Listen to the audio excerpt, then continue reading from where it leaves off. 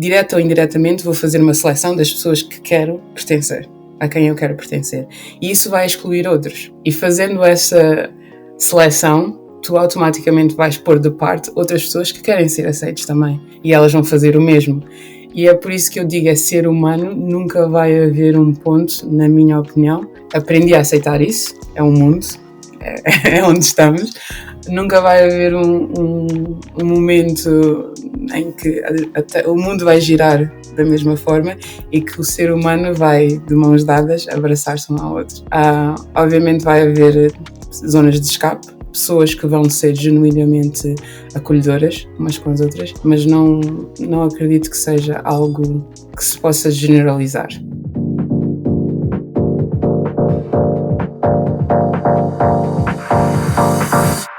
Olá, comunidade! Bem-vindos a mais um episódio do Color at Work. A convidada de hoje, Plácida Mendes, é formada em Design de Moda, tem mais de 10 anos de experiência profissional e decidiu fazer carreira no Reino Unido. Escolheu o setor do retalho e foi na Decathlon que decidiu apostar o seu talento. É gerente de loja e já trabalhou na abertura e gestão de várias lojas em diferentes cidades. Apaixonada por desporto e ambientes multiculturais, é jogadora de voleibol há 21 anos e participa em competições distritais. Filha de pais guineenses, a Plácida nasceu na Guiné-Bissau e viveu grande parte da sua vida em Portugal. Emigrou para o Reino Unido após a conclusão do mestrado e vai falar-nos da sua experiência com a diversidade e inclusão no mercado de trabalho britânico e de como a sua formação em design de moda a tem permitido crescer no mundo do retalho. Olá, Plácida, e muito bem-vinda. Olá, Sofia, e obrigada pelo convite. Eu é que agradeço por cá estares. Sabes que esta era uma conversa que eu já queria ter há algum tempo, há bastante tempo, vamos ser honestos. Mas sim, e contigo é engraçado, é especial porquê? Porque além de convidada, tu também és ouvinte do podcast. És minha amiga muito próxima, não é? Ex-colega de casa e quarto na faculdade. Tem, porque foram durante muitos anos. Mas no bom sentido, senão os ouvintes vão pensar aqui coisas. Claro. Mas também, além de tudo, também tens sido uma grande... Tens-me dado imensa força para continuar com o podcast, tens-me apoiado imenso. E por mais que eu queira, eu acho que eu não encontro palavras para agradecer, não é? Toda essa força que me tens dado, todo esse apoio. Mas isso também faz com que saibas muito bem a estrutura das conversas e já sabes o que é que eu te vou perguntar, não é? O que eu te vou pedir agora, que é para que nos digas como é que tu te vês, como é que tu te descreves enquanto profissional. O que é que nos dizes? É uma pergunta muito interessante, porque sempre achei muito interessante as pessoas saberem a resposta a essa pergunta, saberem dizerem quando tu fazes essa pergunta. Porque para mim, eu sou eu, digamos assim. Sou uma profissional que trabalha muito arduamente ou muito duro. Sou muito focada no trabalho quando toca a trabalho. Eu gosto de fazer as coisas, não digo na perfeição, mas gosto de fazer as coisas na melhor das minhas habilidades. Mas é isso, independentemente do trabalho em que eu estou, do lugar onde eu estou, com a equipa onde eu estou, eu dou sempre o meu melhor. E acredito que é a única forma que eu sei de trabalhar e a única forma que eu acredito que as coisas devem ser feitas. E eu acho que é essa a minha definição enquanto profissional. Eu acho que é uma definição que vai muito ao encontro daquilo que tem sido a tua jornada, não é? Porque se não desse o teu melhor, tu não terias tido o crescimento que tens vindo a ter ao longo destes anos. Por isso eu acho que não só é algo que estás a dizer, mas que se comprova muito. Quero acreditar que sim. O teu currículo diz que sim. E sabes, trabalhar no atendimento ao público, pelo menos a meu ver, requer uma grande exposição. E no teu caso ainda mais, porque tu estás num país que tem uma multiculturalidade muito grande.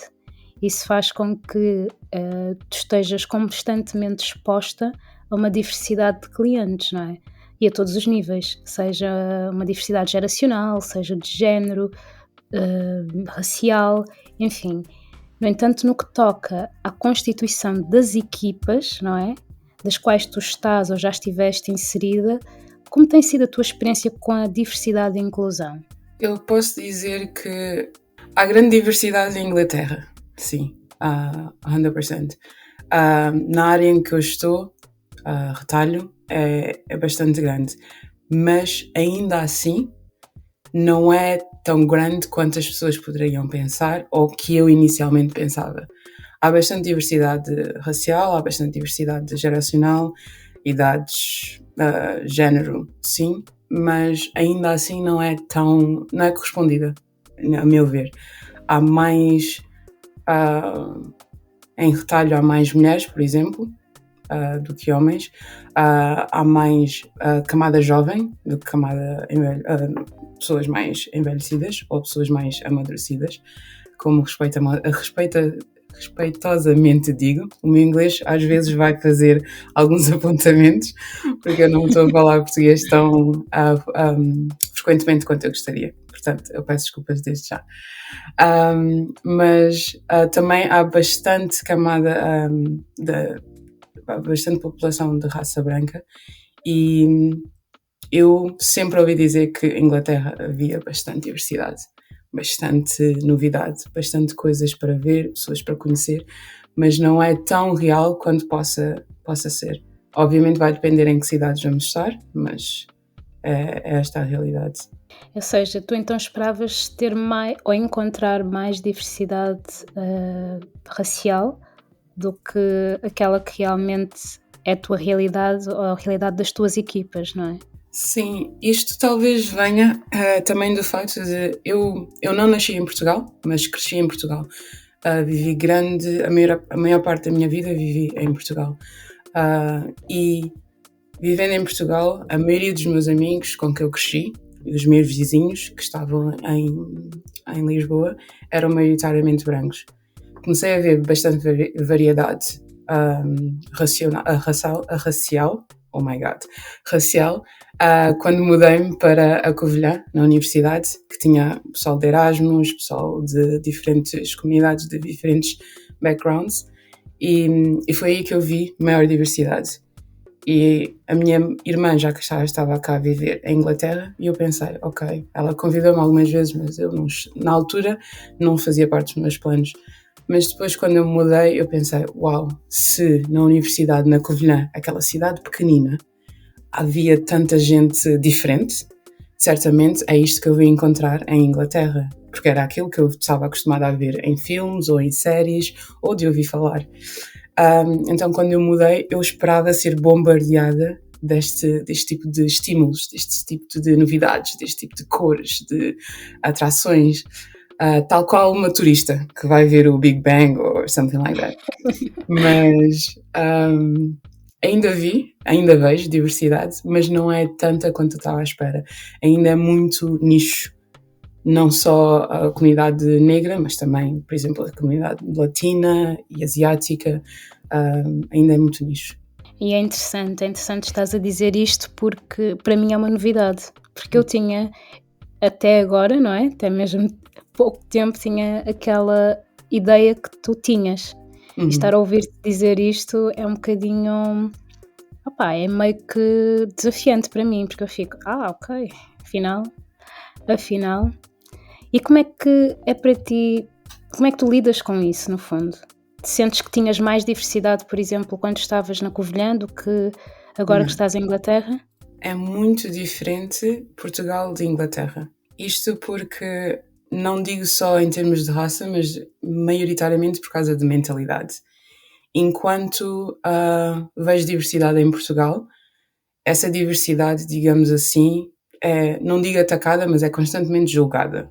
E isso coloca as coisas em certos parâmetros, cria-nos uma diferente perspectiva do que é aceito, não aceito, o que é julgado, não julgado, o que é visto, o que é escondido. Em Inglaterra é mais aberto, é mais in your face, por assim dizer, mas ainda assim tem os seus grupos. Se formos, por exemplo, a Londres, Chinatown, vais ver bastante diversidade, vais ver bastante asiáticos, vais ver também bastante caucasianos, pessoas brancas, pessoas negras, mas também vais ver que estão em grupos. Não vês um grupo feito de pessoas negras, pessoas brancas e asiáticos à conversa, todos juntos. Tu vês asiáticos no seu grupo, negros no seu grupo e brancos no seu grupo, que podem interagir uns com os outros, obviamente, mas não estão lá juntos. E é mais nesse sentido que eu digo que a diversidade não era o que eu estava à espera. Eu não vou ser hipócrita e dizer não vejo cor, não vejo diferença racial. Eu vejo, não sou cega. Tenho má vista, mas não sou cega. Então são coisas que não posso dizer que não estão lá. Sim, estão lá. Mas no mundo ideal em que eu cresci enquanto lia livros, enquanto via filmes e sonhava essas coisas todas, não era o que eu estava à espera. Estava à espera que as pessoas interagissem mais uns com os outros, as pessoas se envolvessem uns com os outros, tivessem curiosidade de estar inseridas ou descobrir a cultura uns dos outros. E é isso, acho que é mais nesse sentido que aquele desapontamento se faz ver. É isso, a falta de inclusão, não é? Uhum. E, muito sinceramente, eu não sei até que ponto é que é pior, para te ser sincero, se é não haver diversidade de todo ou se é haver diversidade e não haver inclusão. Então aqui deixas-nos com, pelo menos a mim, deixas-me com um sentimento assim agridoce, para te ser honesta. Mas é muito ser humano isto de... Porque todos nós queremos pertencer pertencer e ser aceitos por alguém, por alguéns, sociedade, comunidades, o que quer que seja. E quando fazemos isso, queremos, we can admit or not, mas nós fazemos uma seleção das pessoas a que queremos ser aceitos. Não vou dizer eu quero ser aceito por toda a gente, porque é mentira. Porque eu, direto ou indiretamente, vou fazer uma seleção das pessoas que quero pertencer, a quem eu quero pertencer. E isso vai excluir outros. E fazendo essa seleção, tu automaticamente vais pôr de parte outras pessoas que querem ser aceitas também. E elas vão fazer o mesmo. E é por isso que eu digo, é ser humano, nunca vai haver um ponto, na minha opinião. Aprendi a aceitar isso, é um mundo, é onde estamos. Nunca vai haver um momento em que o mundo vai girar da mesma forma e que o ser humano vai, de mãos dadas, abraçar-se um ao outro. Obviamente vai haver zonas de escape, pessoas que vão ser genuinamente acolhedoras umas com as outras, mas não acredito que seja algo que se possa generalizar. Ou seja, olhar o mundo como ele é e não como nós queremos que ele seja, não é? Sim, infelizmente sim. Pois, eu também digo isto como certo. Não há como fugir disso. Não. Mas por um lado até acaba por ser uma coisa boa, não é?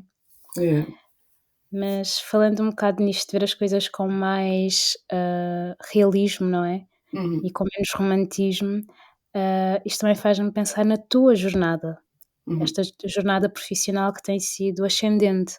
Porque aí está, tu foste basicamente para lá, para a Inglaterra, depois de teres concluído o teu mestrado. Uhum. Foste para ter uma experiência inicial de trabalho e acabaste por construir carreira, não é? Que é o que tens ainda a fazer.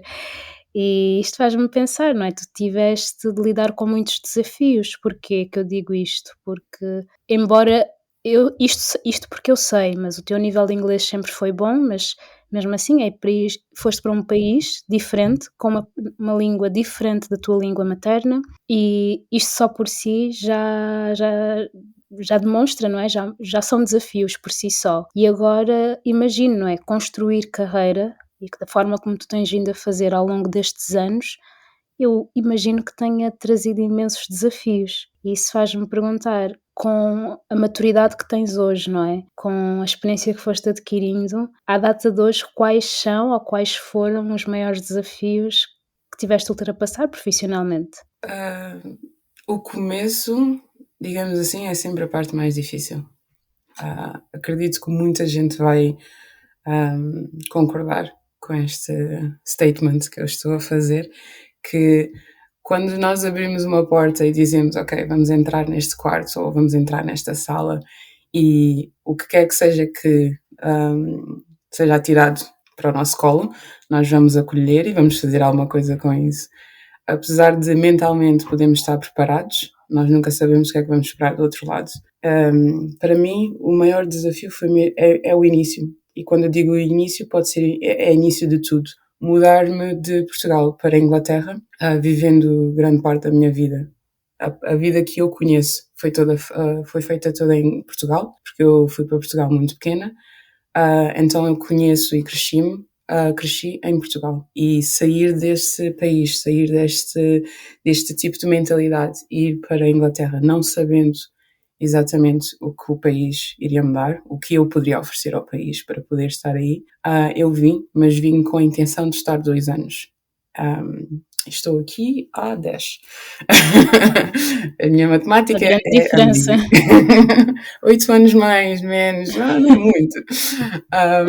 Mas eu vim com a intenção de estar aqui 2 anos, de ganhar uma experiência profissional na área da moda, em que tive licenciatura e mestrado, e de certa forma pensei que não pensei que fossem abrir portas, mas pensei que uma janela na parte traseira do edifício talvez abrissem, mas não foi bastante, não foi o que eu esperava de ver e de receber. O país é bastante diverso em termos de trabalho, oportunidades de trabalho, mas como em todo lado acredito, também é muito seletivo. Eu comecei como assistente numa charity shop, numa loja de caridade, e as pessoas eram muito acolhedoras, eram muito humanas, eram muito friendly, mas obviamente, apesar de teres dito que o meu inglês era bom, obrigada,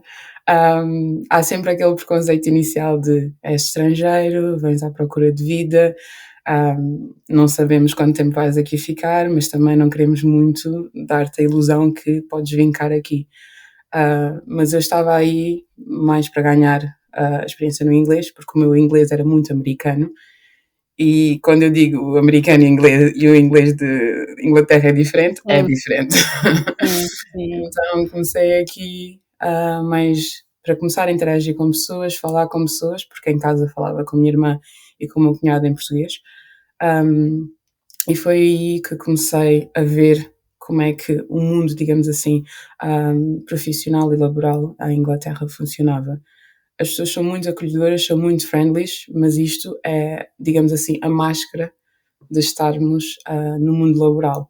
É a hipocrisia que tem de ser dada e recebida, porque estamos em sociedade. Não dizendo que trabalhei com pessoas más e que tive customers que eram horríveis, porque em charity shop, acredito que ainda mais nesses estabelecimentos, as pessoas são ainda mais friendly, são ainda mais acolhedoras, porque não fica bem numa loja de caridade ires lá como customer e não seres amigável. Mas conheci pessoas que deram-me aquele início de realidade, de que, ok, tens que melhorar o teu inglês, tens que perceber, tens que ler o comportamento das pessoas para poderes vincar. Mas foi uma lição importante, porque depois ajudou-me também a keep in mind nos meus próximos passos, nos passos que eu dei depois para estar onde eu estou. Depois da Charity Shop fui para a Decathlon, e é a empresa onde eu estou agora, e é um lugar onde vejo diversidade, recruto diversidade também, e é um lugar onde até agora me sinto bem em estar, mas com muito com muitos up and down, mas é o lidar com pessoas.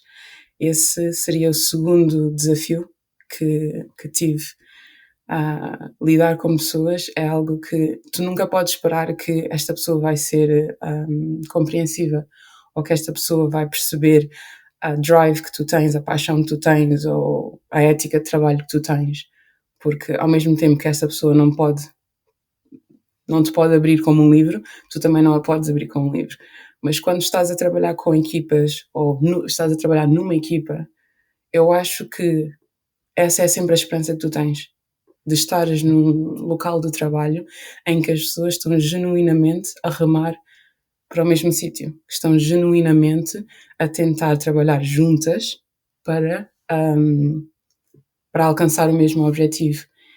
E quando percebes que não é bem assim, que os objetivos são os mesmos, o lugar de trabalho é o mesmo, a equipa está lá junta, uns com mais tempo ou menos tempo, mas tens pessoas com agendas pessoais, pessoas com objetivos ocultos, por assim dizer, é desafiante, porque inicialmente quando eu estava na equipa eu tinha que continuar a fazer o meu, mas quando eu estou a gerir a equipa não posso pura e simplesmente dizer este fulano não faz isto, então pronto, eu vou fazer eu. Porque eu fazia isso quando eu estava na equipa, mas quando estou eu a gerir a equipa não posso ser eu a fazer o trabalho de outra pessoa, porque vai dar mau exemplo a quem está lado a lado. Então esse seria o segundo desafio que encontrei enquanto ambiente de trabalho aqui em Inglaterra. E trouxeste aqui um ponto que eu acho que é muito interessante e eu pessoalmente estou muito curiosa para saber como é que tu fazes para... Porque agora é mesmo interessante ouvir isto, porque e disseste muito bem. Uma coisa é quando tu estás na equipa, outra coisa é quando tu tens de gerir a equipa. E como é que tu tens feito isso? Porque aí está, eu acredito que tenhas encontrado pessoas que tenham tentado desafiar a tua posição ou testar a tua posição, não é? Dentro da tua equipa, tens outras pessoas que se calhar não gostaram do teu estilo de gestão, que questionaram, e a verdade é que enquanto tudo isso está a acontecer, tu tens resultados para apresentar. E eles não esperam. Mas tens, ou seja, de gerir esses conflitos internos, não é? Dentro da tua equipa e ao mesmo tempo fazer com que a mesma continue a trabalhar. É muito desafiante. Como é que tu conseguiste dar a volta? Porque a verdade é que deste a volta, porque ainda te mantens no cargo de gerência e mais ainda, tu tens ainda vindo a subir, ou seja, és mais do que gerente, por isso como é que tu fizeste para dar a volta? Esse é o terceiro desafio. É o terceiro e último desafio que até agora tiveram mais peso enquanto profissional. Eu não posso dizer que dei a volta, posso dizer que estou a dar a volta, no sentido em que estou a encontrar as tools para continuar a navegar neste mar com bastante ondas. Não é fácil, mas acho que todos nós tivemos este tipo de challenges na vida, que encontramos pessoas com que nos damos bem em trabalho, enquanto estamos numa equipa, encontramos pessoas que nos ajudam, ou seja, a motivar-nos, que nos ajudam a continuar com aquele entusiasmo de pensa no final do mês, pensa nas coisas que vais comprar, pensas nas coisas que vais fazer e vais lidando com o ritmo e quando dás por ti é final do mês e podes gastar aquele resto de dinheiro que sobra nas tuas coisas. Quando estás a gerir uma equipa, isto sou eu pessoalmente, eu tento fazer o mesmo. É um bocado mais desmotivador se não tiveres as ferramentas certas para continuares a motivar-te, mas a maior diferença neste desafio, que é a pressão que tu sentes, vinda de cima ou vinda da equipa que estás a gerir, não quero dizer vinda de baixo, sou mal, mas a pressão que tu sentes é o terceiro desafio, é que tu podes encontrar pessoas, ferramentas e ideias e formas de continuares a motivar-te, mas só funciona se tu realmente tiveres interesse em continuar a fazer o trabalho em que estás inserida, em continuares no meio em que estás inserida, em continuares a receber os desafios e a pressão que estás a receber. Se não tiveres interesse algum nisso, se não tiveres a vontade de estar ali, não vale a pena. Nem mesmo que digas é por causa do salário no final do mês, vai-te fazer tanto mal por dentro que no final o salário que recebes é só para pagares as contas e talvez ires a um concerto ali ou ires de férias de volta a Portugal para veres um bocado do sol de verdade. Mas Se não encontrares as ferramentas certas para manteres esse balanço, não vale a pena. E para mim, não digo que foi fácil de encontrar a motivação e a genuína paixão de estar a fazer o trabalho que estou a fazer, porque nunca pensei que iria estar no setor de retalho por tanto tempo. Sequer pensei em estar neste país por tanto tempo. Mas consigo rodear-me de pessoas que, não digo que estão no mesmo barco que eu, em termos de carreira ou em termos de estilo de vida, mas estão no mesmo barco que eu em termos de personalidade. E isso para mim é bastante importante. Tu podes ser atacada de diferentes formas por pessoas, diferentes formas de estranhos de pressão do trabalho, mas se no final do dia estás a fazer algo que genuinamente tens interesse em fazer e tens pessoas que moralmente te suportam ali, tu vais conseguir vincar por mais um dia, mais um mês, mais um ano, mais uma década.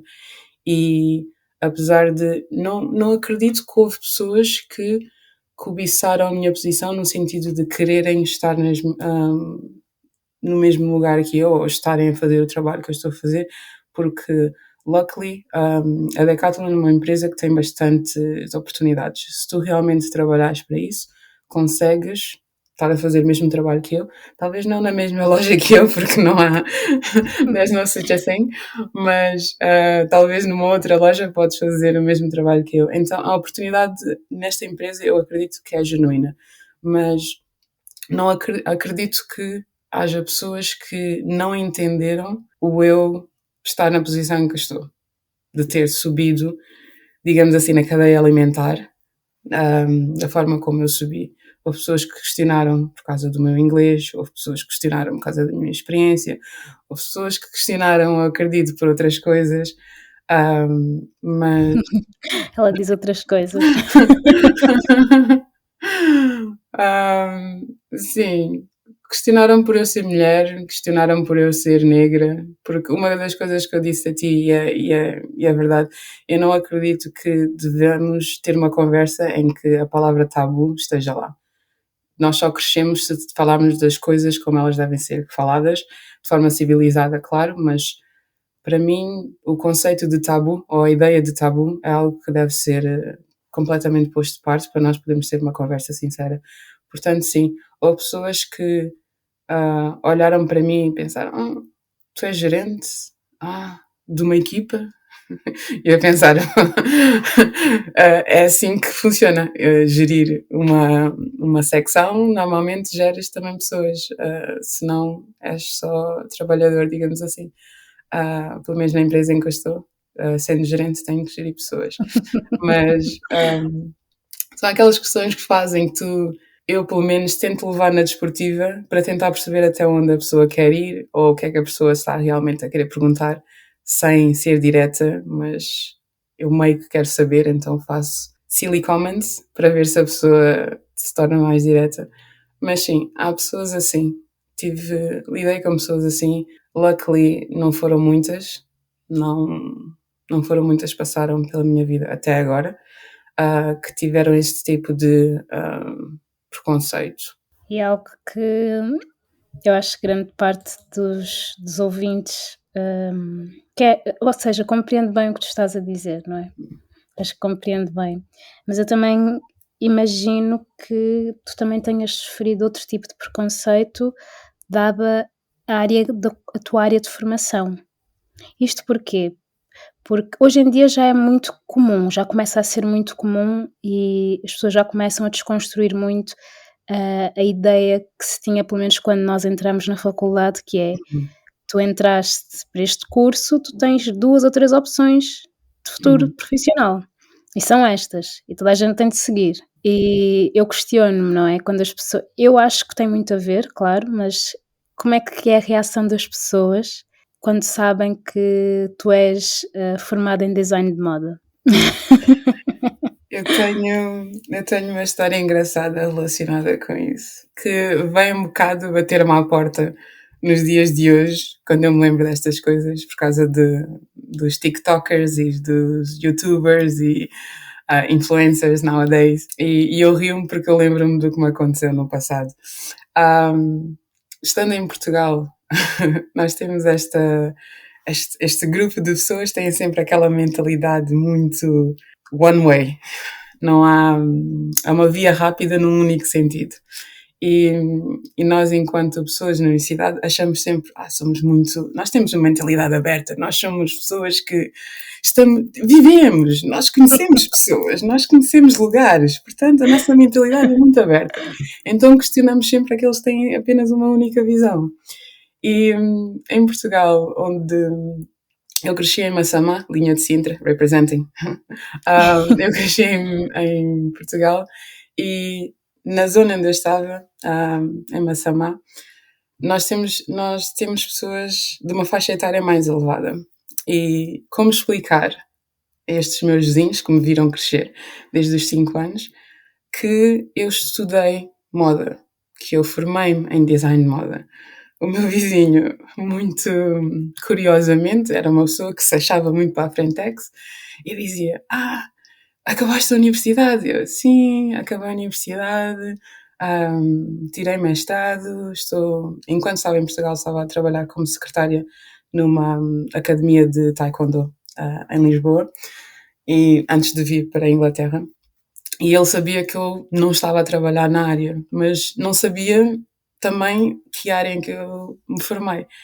E ele dizia: e agora estás, a minha mulher disse que estás como secretária, foi isso que estudaste, foi para isso que estudaste. Mas ele fez essa pergunta muito num tom. Ele tem aquele ar muito gozão, muito brincalhão, que às vezes não é levado na melhor forma. Para o pessoal da idade dele, obviamente é tudo na brincadeira, mas para nós, pessoas descoladas, pessoas de universidade, mentalidade aberta, nós pensamos logo: este aqui já está a querer sambar no meu orgulho. Eu disse: não estudei para isso, estudei moda, estudei design. Ele: moda? Mas tu vais estar nas passarelas, vais estar a desfilar nas passarelas.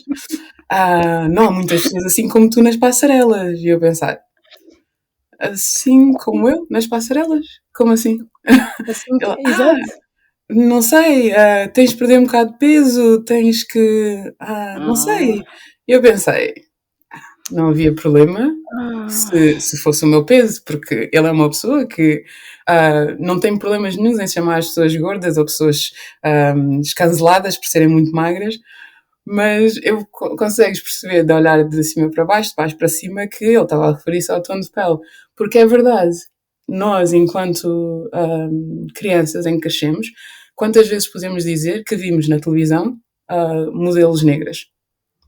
Seja nos Estados Unidos, seja no Brasil, seja em Portugal. Quantas vezes vimos isso? Então, para ele dizer isso, na altura, eu, obviamente, uma pessoa muito self-conscious, eu pensei apenas no meu peso.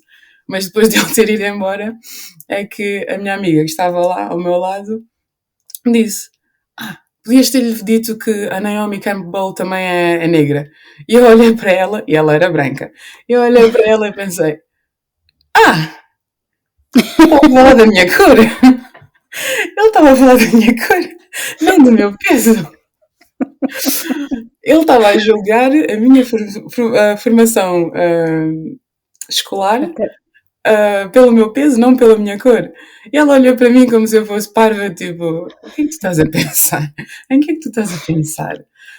E foi aí que eu percebi: ok, ela é branca, mas percebeu o racismo, entre aspas, que eu estava a sofrer, e eu não tinha percebido. E eu estava focada na parte mais básica, digamos assim, em que crescemos, que é as pessoas julgarem-nos pela nossa formação académica, das pessoas julgarem-nos o futuro que nós vamos ter baseado na nossa formação académica. E, de certa forma, é o que eu faço quando eu penso nos TikTokers ou penso nos influencers. Eu penso: oh meu Deus, passei 6 anos da minha vida na faculdade, 5 actually, 5 anos da minha vida na faculdade, e agora há pessoas aqui que estão a fazer cenas, a criar content online e a fazerem dinheiro, e eu aqui a ralar o pelo e a em retail 9 horas por dia e não ganho sequer o que eles ganham. Mas é interessante, e eu rio-me disto porque eu penso sempre nesta história com o meu vizinho, que ele estava a jogar pela minha vida académica, da mesma forma que eu estou, de certa forma, a julgar os influencers. Mas também me faz pensar que não quero não quero vangloriar-me, mas eu sempre penso nessa história no sentido de a parte académica, porque eu nunca julguei ninguém pela raça, nunca julguei ninguém pela cor. Não é algo que eu tenho orgulho, posso dizer, tenho orgulho de nunca ter feito isso. Não te vou julgar, eu julgo-te pelo teu caráter, não pela cor que tu tens na pele. E essa história vem sempre ao de cima quando ou eu penso nos influencers ou eu deparo-me com pessoas a julgarem outros racialmente pelo estatuto que têm e para mim não faz sentido. Mas sim. Mas também tocaste aqui numa parte interessante de como, se calhar inconscientemente, digo eu, não sei, mas todos nós temos preconceitos, não é? De uma forma ou de outra. Mas aí está, tu fazes uma escolha consciente Exatamente. de não julgar, de não cair, não é? Nesse facilitismo, diria eu, porque é um facilitismo. É muito fácil julgar o outro. Mas aí está, tu fazes o exercício consciente, não só por já teres passado por isso, mas também por considerares que não é algo bonito, não é? Por saberes que há outras opções. Então acho que é algo interessante de ficarmos aqui todos um bocadinho com isto, não é? Porque ora aí está, todos temos. O Color at Work está presente em todas as plataformas de podcast. Está também no Instagram e mais recentemente foi-nos lançado o desafio de estarmos no TikTok. Então podem ouvir-nos nas vossas plataformas preferidas de podcast e podem encontrar-nos no TikTok e no Instagram através do Color at Work Podcast. Eu mal posso esperar por ouvir os vossos comentários, por receber o vosso feedback e por assim criar um espaço que seja nosso. Espero por vocês lá. Eu acho que é essa a definição de maturidade.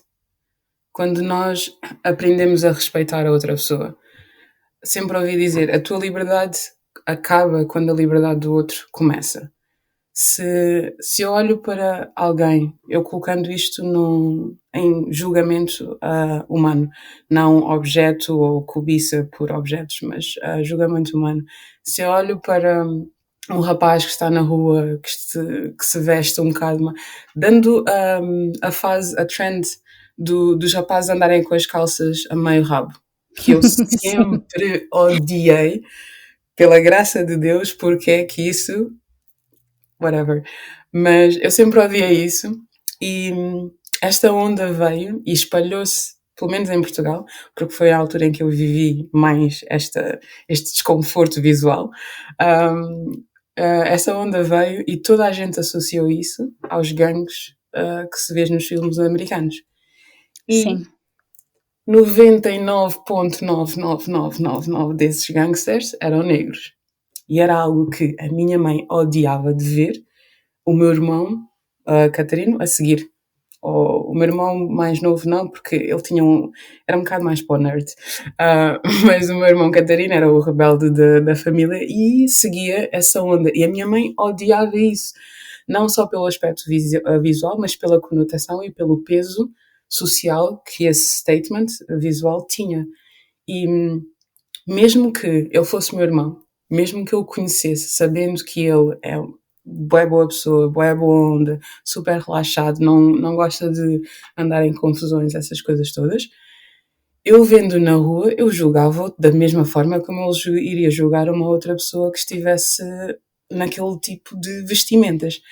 Mas eu estava a julgá-lo de forma por causa das escolhas, principalmente tendo estudado fashion design. Ele estava a matar a moda à minha frente, mas ele julgava desta forma.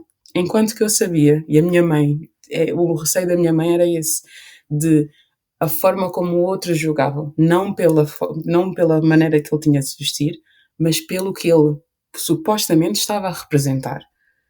E mesmo que não queiramos dizer, não é dessa forma. Aquele vizinho ou aquela vizinha estão a olhar para ele porque ele está a mostrar os boxers, porque ele não tem o cinto e as calças estão quase a cair, é uma pouca vergonha, como diriam dizer.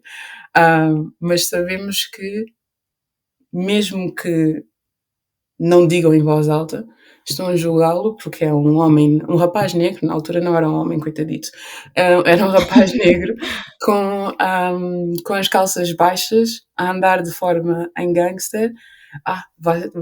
Deus nos livre que ele puxe dali uma faca. Deus nos livre que ele ande à brincadeira com os meus netos. Ai, Deus me livre que ele me passe à frente à noite. E isso também sou eu a julgá-los, porque, no meu entender, na cabeça deles eles estão a pensar isso. Ninguém me garante que eles estão a pensar isso, mas pela forma como estão a olhar para o meu irmão, que está ao meu lado, mesmo que eu esteja vestida com o mais bonito vestido de igreja, que não seria o caso, se o meu irmão estivesse ao meu lado daquela forma, eles iriam estar com os olhos pregados nele, porque ele é um rapaz negro, é um rapaz com um porte físico, não é magrinho que pode dar-lhe uma chapada voa, não. Ele sempre teve um bom físico e vai representar um tipo de ameaça que a nossa etnicidade, a nossa população, a nossa raça representa nos olhos da cultura e das pessoas brancas, não é? E é o julgamento que se faz, é o julgamento que, embora eu digo, nunca tentei, tenho orgulho de nunca ter julgado as pessoas dessa forma, de ter criado desconforto dessa forma nas pessoas, é algo que inconscientemente ou conscientemente fazemos. Eu olho para alguém, eu estou a julgar a pessoa, talvez pela forma de vestir, talvez pelo cabelo, talvez pela forma de falar. Isto acontece muito com os ingleses que eu tenho aqui, como se fossem meus. Os ingleses aqui, há bastantes adolescentes que têm aquele cinto, aquela expressão que os portugueses adoram, não usam uma saia, usam um cinto, e é inverno. Quando eu estou a olhar para elas, eu estou a julgar, não posso dizer que não, mas não estou a julgar no sentido de esta miúda não tem nada na cabeça, aposto que nunca vai vincar na vida, porque se veste desta forma. A primeira coisa que eu penso é, esta fase, esta trend, esta fashion statement tem que... Amiga, tens que seguir com a tua vida o mais depressa possível. Hoje em dia, com o Instagram, isto vai estar nas redes sociais durante anos, por isso esquece esta fashion. Nunca iria pensar, não tens futuro porque estás com este tipo de comportamento ou com este tipo de... É um julgamento, digamos assim, mais, não digo aceitável, mas mais light. Porque julgar uma pessoa racialmente, tirar conclusões do que a pessoa vai ser ou vai fazer baseado nisso, para mim é cruel. E é um peso muito grande, para nós. Estou a falar, estava a lembrar-me de vários episódios em que eu não pude ou não senti que podia expressar-me fisicamente, ou seja, com as coisas que eu realmente gosto de usar, desde acessórios, desde penteados, desde roupa, porque não queria ser conotada de uma certa forma, não queria ser associada a um certo tipo de estigma. Então eu continha-me, mas isso, hoje em dia penso, quão cruel isso é para comigo, não é? Porque eu estou literalmente a castrar-me. Porquê? Porque eu não quero ser vista de uma certa forma. Porque eu sei que se for uma mulher branca a fazê-lo, não vai acontecer nada. As pessoas nem vão reparar, se calhar. Agora eu, sendo uma mulher negra, se me expressar de certa forma fisicamente, não é? E eu até considero que são formas muito nossas, é muito, muito cultural nosso, não é? Eu acho bonito quando vejo em outras mulheres negras e acho corajoso, mas depois penso, mas eu não sei se tenho coragem de o fazer. Porquê? E depois começa a vir o estigma dos outros. Eu começo a pensar no estigma dos outros e penso, hoje em dia estou melhor, mas é algo recente, porque até bem pouco tempo eu ainda prendia-me muito, porque aí está. o estigma dos outros. Mas isso vem muito de casa e eu acho que vais concordar comigo quando digo os nossos pais e principalmente as nossas mães, porque são mulheres como nós, cultivam isso muito em nós. Talvez nós não tenhamos percebido enquanto novas que era por sermos negras, mas a minha mãe, por exemplo, não queria muito que eu andasse com certas companhias ou andasse de certa forma porque iria colocar uma ideia nos outros que ela não queria que eu fosse vista dessa forma. Na escola, acho que desde a primária, desde que me mudei para Portugal, com 5 anos, os meus amigos eram maioritariamente brancos, porque eu estava num neighborhood, ou numa cidade, ou numa escola em que não havia essa grande diversidade, pelo menos nas salas de aula e isso tudo, eram maioritariamente brancos. Obviamente havia negros, mas não com os mesmos números. E havia coisas que eles usavam, formas de se expressarem, de falarem, brinquedos ou até mesmo mochilas que eles tinham e que eu não podia ter. Mas ao crescer percebi que era por causa da nossa diferença social. Eles tinham mais dinheiro que os meus pais. Ok, perfeitamente natural.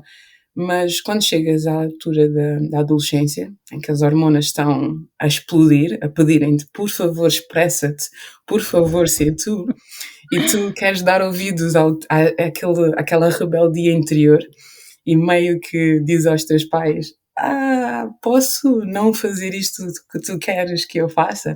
Posso não vestir estas roupas de tempo da avózinha que tu me compras? Posso mostrar a minha personalidade, a minha individualidade? E a minha mãe dizia sempre: tem cuidado, as pessoas estão a ver, as pessoas estão a fazer isto, tem cuidado. E eu pensei: o que importa? Porque estamos na altura da adolescência, em que as hormonas estão no rubro, então nós automaticamente não queremos ouvir os nossos pais.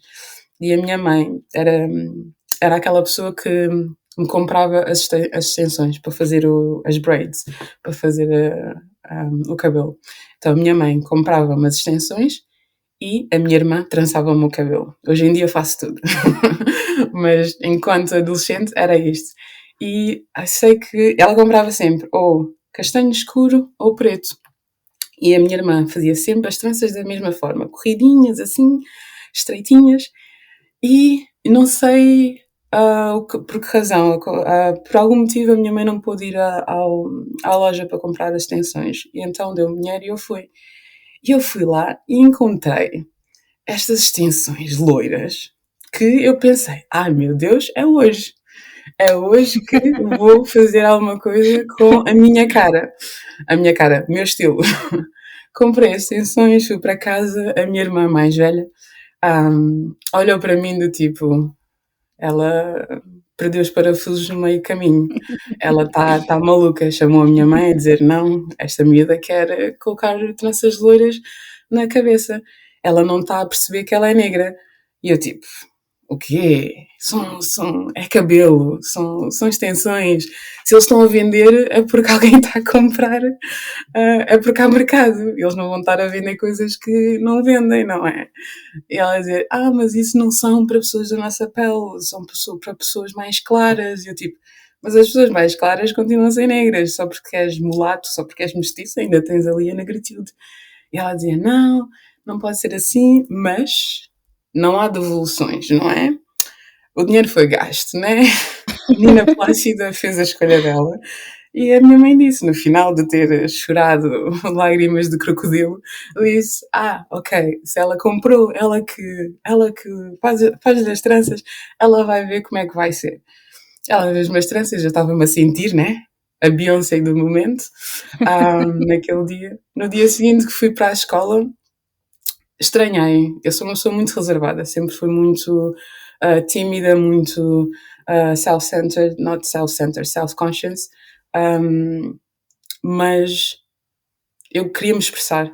Não é que eu quisesse a atenção, mas queria pelo menos expressar-me, ter a minha própria individualidade. E quando eu fui para a escola, obviamente o oposto aconteceu. Tive muita atenção, muita gente a olhar para mim, porque não quero ser arrogante e dizer eu fui a primeira pessoa negra com tranças loiras na Stuart, naquela escola secundária, mas até onde eu me lembro, eu fui a primeira, porque estudando lá eu nunca tinha visto uma pessoa negra de tranças loiras.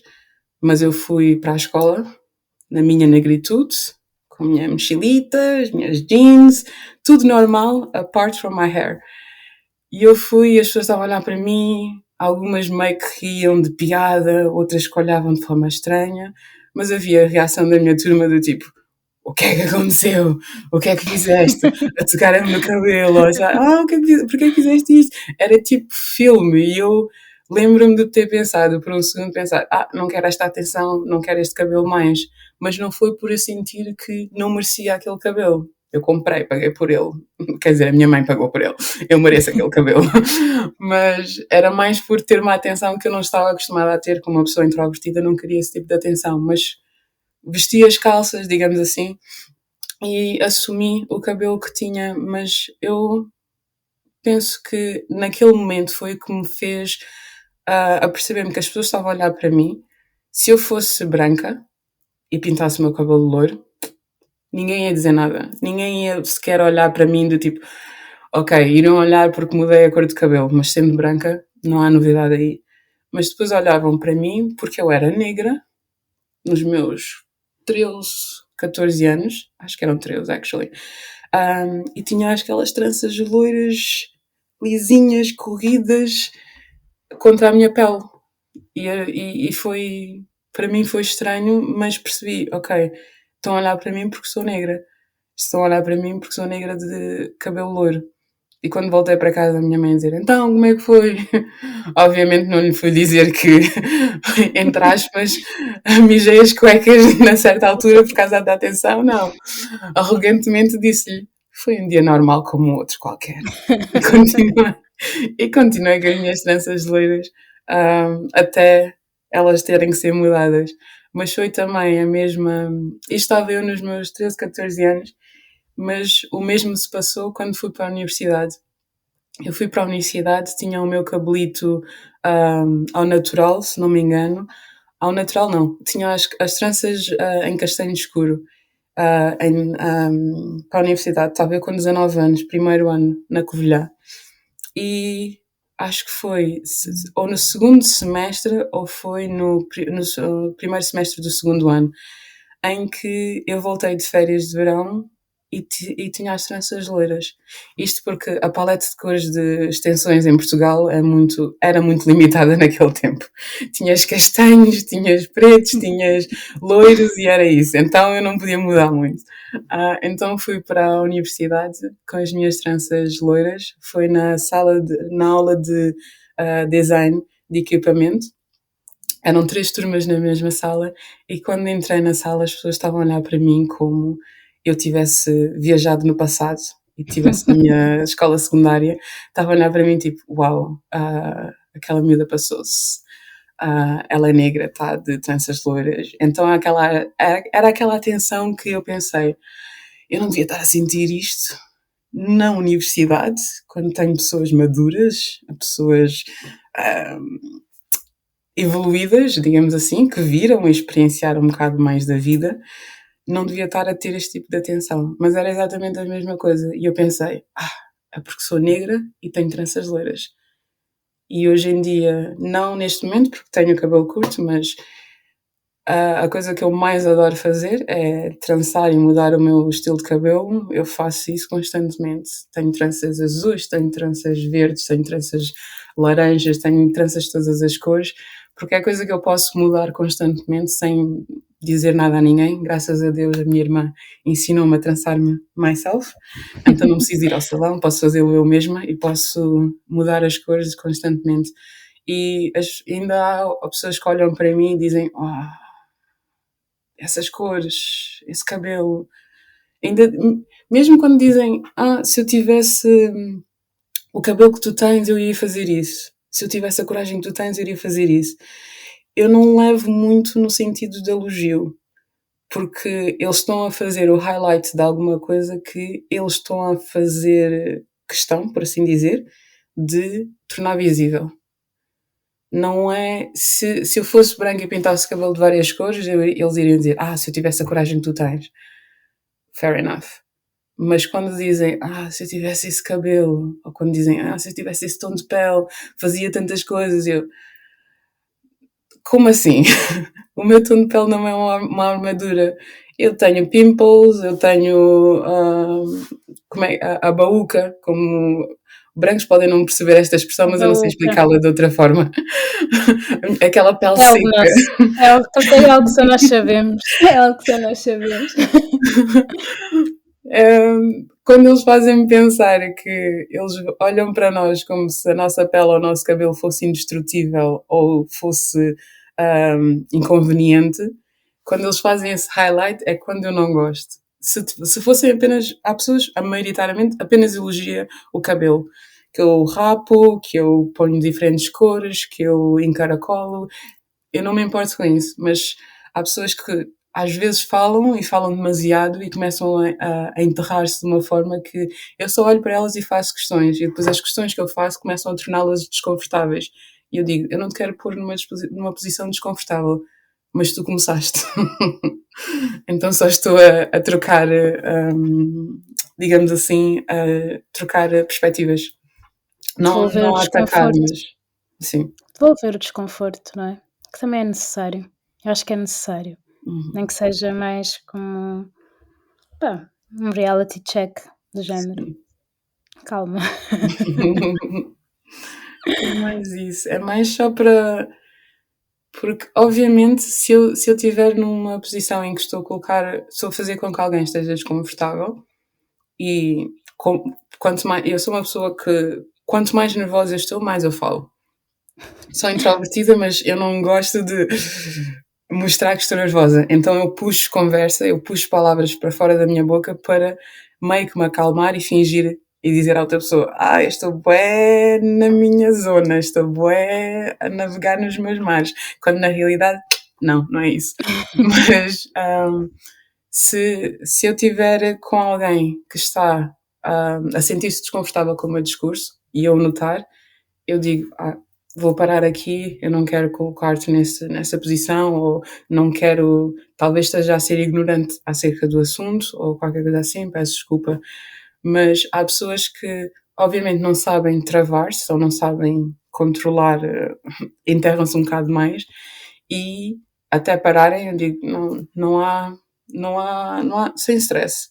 Tu estás a educar-me, porque eu estou a crescer ao olhar para ti, digamos assim, a perceber o tipo de pessoa que és, na paz, não num tom acusatório, mas eu também quero que aprendas comigo até onde podes ir com a piada, ou até onde podes ir com o comentário, até onde podes enterrar-te ou não com certas coisas que tu dizes. Então é um exchange. Se eu sinto desconforto, ambos vamos sentir desconforto, mas ambos vamos aprender algo com isso. Eu certamente sim, a outra pessoa talvez sim, talvez não, mas eu quero acreditar que sim. E acho que é uma boa forma de ver a coisa, de olhar para estas conversas que são tão necessárias, para estes confrontos, de certa forma, que são tão importantes. E digo-te, eu acho que não há melhor forma de terminarmos esta conversa que está a ser tão boa, que eu não quero que acabe. Infelizmente Está longa. já está longa, mas eu acho que é isso. São necessárias, mas acho que também é preciso saber tê-las, e acho que tu consegues fazer isso de forma muito simples e simplesmente baseado na curiosidade. Por isso é bonito ouvir isso, e é bom que tenhas partilhado isso, por isso obrigada. Obrigada, eu. E também já sabes que eu agora vou-te fazer 2 questões, não é, que eu faço sempre. Que uma delas tem a ver com as verdades que tu, ao dia de hoje, sentes que não te contaram quando começaste a tua jornada profissional, não é? Porque nós crescemos muito a ouvir falar do mundo do trabalho, mas depois quando lá chegamos pensamos, afinal, quais foram os teus afinal?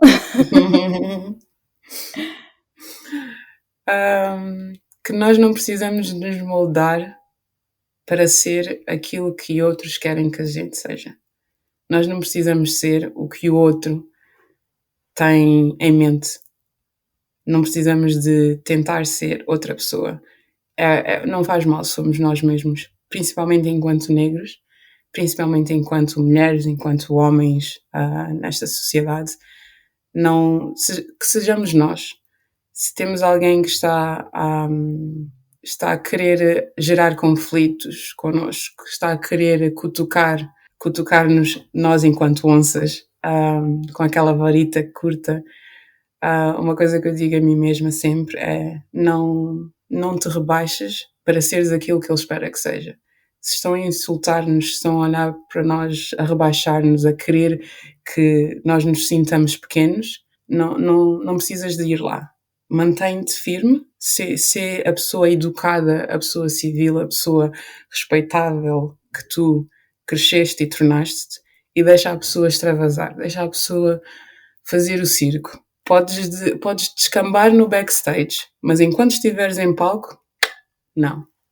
E acho que é essa a verdade, é essa a mentira que sempre cresci com. Tu tens que ser o que os outros precisam ou querem que tu sejas. Mas na realidade não. Não precisas. O que tu és é mais que suficiente. E é isso. E para os ouvintes que ainda não te conhecem e que tenham ficado com curiosidade de saber mais sobre ti, que queiram até mesmo pedir-te conselhos, que queiram partilhar experiências, pessoas que possam também estar aí, que queiram partilhar experiências ou que queiram iniciar no mundo do retalho ou que queiram vincar sendo elas mesmas, como e onde é que essas pessoas te podem encontrar? Nos sonhos delas. Estou a brincar. Eu sou uma pessoa muito privada, então social media is not really my thing. Tenho Instagram, mas é muito, muito privado. A melhor forma vai ser provavelmente LinkedIn, em que é um espaço profissional, digamos assim, mas podem, they can drop a message or something, e vai ser a melhor forma de inicialmente entrar em contacto comigo, principalmente se não me conhecem. Eu sou muito fugitiva de estranhos. Então sim, LinkedIn será a melhor forma. E o teu LinkedIn é? Plácida Mendes. É o meu nome. reconhecer a cara, se tiver outra pessoa com o mesmo nome. E muito obrigada mesmo. Eu sinto que aprendi com esta conversa e sinto que gostei muito de ouvir a forma tão humana como tu falas de assuntos tão delicados. Sem tabus, mas sempre com uma forma muito humana. Eu gostei muito de ouvir isso. Obrigada. Muito obrigada pelo convite. Eu estava um bocado receosa de fazer esta entrevista ou ter esta conversa de forma tão profissional, mas não podia dizer que não, porque, como disse anteriormente a ti e disse a pessoas que falo acerca deste podcast, é um espaço que eu realmente sinto que estás a ter conversas com os teus convidados. E estamos num café em que tu estás a falar de coisas que me fazem pensar, da minha experiência, fazem pensar na pessoa que eu sou, na pessoa que eu quero ser e nas coisas que eu vejo ou não quero ver, e reflete muito a pessoa que és. E se eu tenho saudades tuas, eu tenho curiosidade em saber o que estás a fazer, eu tenho curiosidade de ver o mundo da forma como estás a apresentar, eu vou sempre ouvir episódios do teu podcast, e para mim é muito importante o trabalho que estás a fazer, é muito genuíno, é muito teu, consegue-se ver, consegue-se sentir a paixão e a dedicação que tens a este trabalho, e é algo que, mais do que qualquer outra coisa qualquer, faz-me ter vontade de seguir, faz-me ter vontade de ouvir e de conhecer as pessoas que tens para apresentar. É muito, muito importante o que estás a fazer, e eu não quero que esqueças isso nunca, independente de teres uma pessoa a ouvir, e acredita, vou ser eu, ou de teres 100 pessoas a ouvir ou milhentas a ouvir, desde que continues a fazer algo que realmente gostas, que realmente tens interesse, não importa o outcome, continua a expô-lo, porque é um podcast que é importante. E como eu disse antes, quando te tornares Oprah, please remember me. Come back. Volta e diz: Plácida, isto é por nós, porque tu disseste e agora aconteceu. Estão a ver quando eu falo que ela me apoia muito? Estão a ver? É abraço genuíno. mesmo. E este apoio que eu digo que recebo incondicionalmente da tua parte e que não tenho palavras para agradecer, isto também é muito genuíno. Obrigada. Obrigada, eu. Obrigada por se juntarem a mais um episódio do Color at Work. Se gostam deste podcast, subscrevam, avaliem e comentem. Até ao próximo episódio.